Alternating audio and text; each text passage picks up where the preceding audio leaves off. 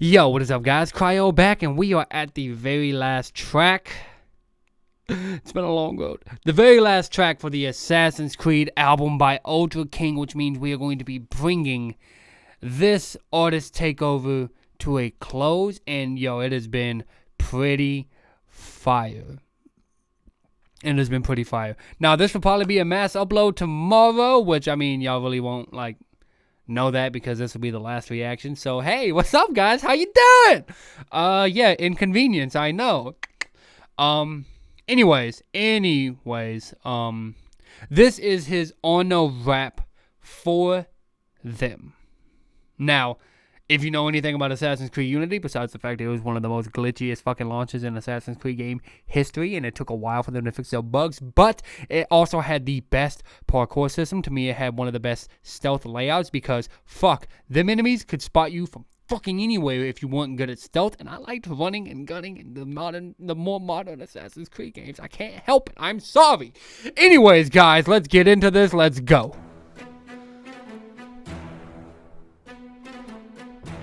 Ooh. Ooh. Always finding trouble with a carefree lie. They never give it down for aftermath to my actions. I never thought ahead and that the causation reaction left the father in their hands, floor sprayed with his blood.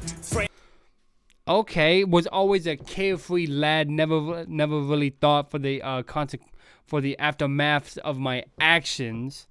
So that's obviously like Arno was like, you know.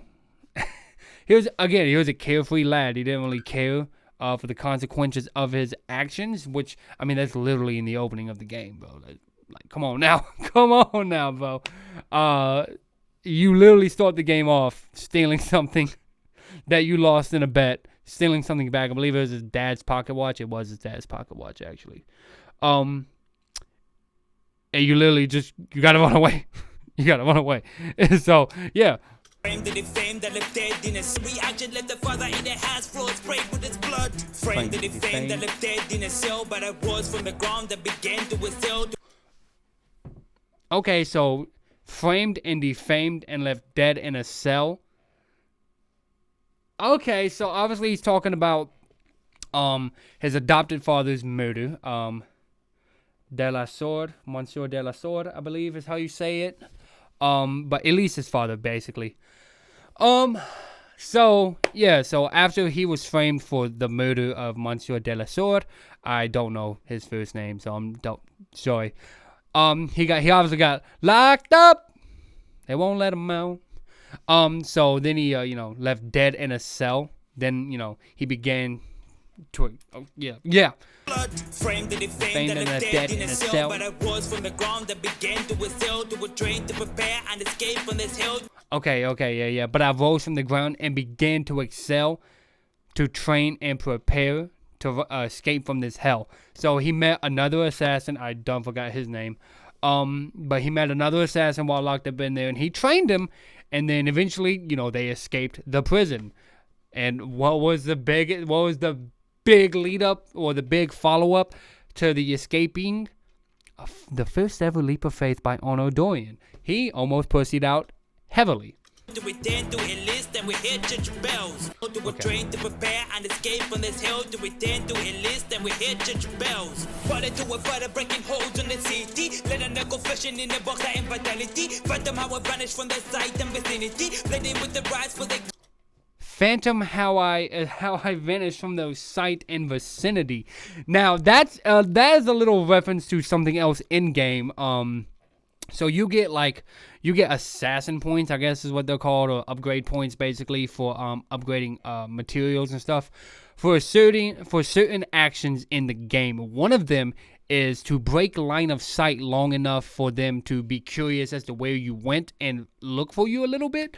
That's considered vanishing, where you escape line of sight and then break from combat and stuff like that, and you get points for vanishing.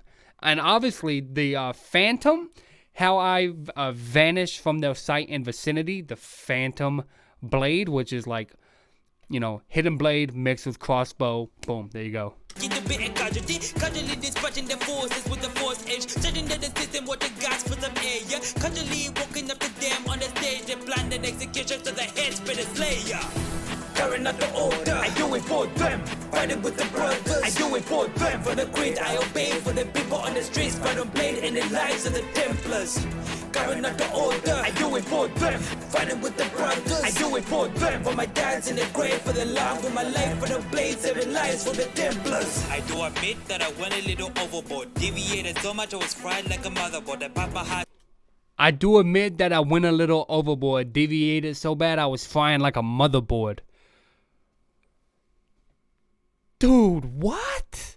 So, Arno tends to, overdo things in the game, and his actions normally kind of blow back on him, like, trying to fucking ally with Templars. Like, that wasn't going to backfire, which I get that was kind of the purpose of Unity. It was supposed to show that a truce between the Assassins and the Templars could happen and was going to happen, but it didn't, because Jacques de Molay and, Arno's mentor, that guy's a dick, by the way. And then Elise just, she had the Connor complex. She was too bloodlusted and bent for revenge to really think carefully.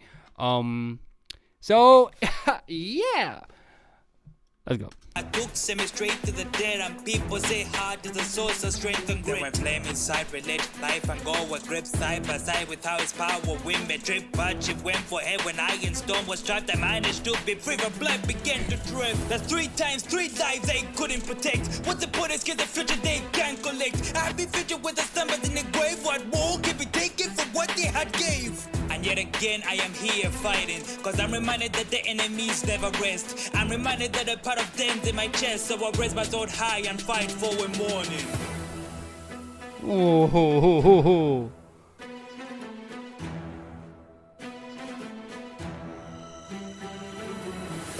Carrying out the order, I do it for them. Fighting with the brothers, I do it for them. For the greed I obey, for the people on the streets, fight on blade and the lives of the Templars.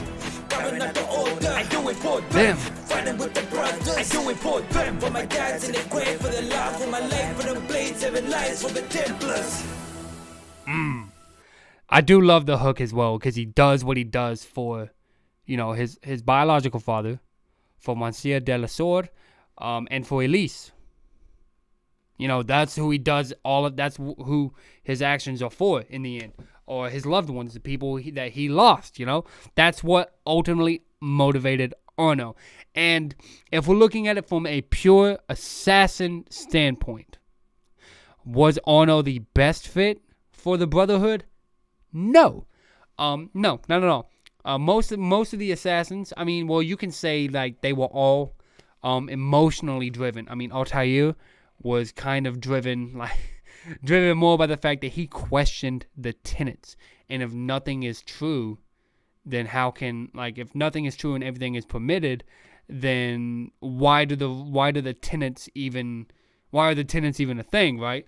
Obviously, Ezio at first was about revenge for his family. Then he saw the greater good. Connor, it was basically all revenge. All revenge. Edward was driven by greed. Even though he wasn't really an assassin in the game, he was driven mainly by greed. But Arno, he was emotional, so he kind of fits the mold for what the other assassins did anyways. But he made bad fucking decisions, dude. Again, he, not ultimately, he wasn't a bad assassin, but he just was not really the best fit. But it was great, because we got to see him develop as he went along, because, the only time we ever really did that was with Ezio and Connor. So we saw Ezio and Connor develop into assassins. And then, we kind of got the established canon with Altair. He was an assassin. We got the established, status of Shay Cormac. He was an assassin turned Templar. We got the established, you don't really see him build into being an assassin in Black Flag. He kind of just, becomes one. And Black Flag with Edward, you don't really actually see, the turning points are there, but they're not at the same time, if that makes any sense. But yeah, Arno at the end probably became one of the most effective out of all of them from pre-Origins. So anything before Origins, Arno became one of the most effective assassins by the end of the game. By the end of the game, I'd say be Ezio number 1, hands down. Altair number 2, Arno, number 3, and then whatever you guys want to rank the other ones. Boom. In effectiveness, not like skill, but well, I mean, I guess you would have to rank it by skill, but in overall effectiveness as an assassin, not impact to the Brotherhood, but effectiveness as an assassin, and in their own game, not overall. But yeah, guys, that's gonna be it for this edition of the Artist Takeover. This has been fun as hell. I do love it. This album has been great. Anyways, guys, go show Ultra King the love. Go show him the homie support. Go like, comment, and subscribe. Link to the channel down in the description below. And until next time, Cryo out.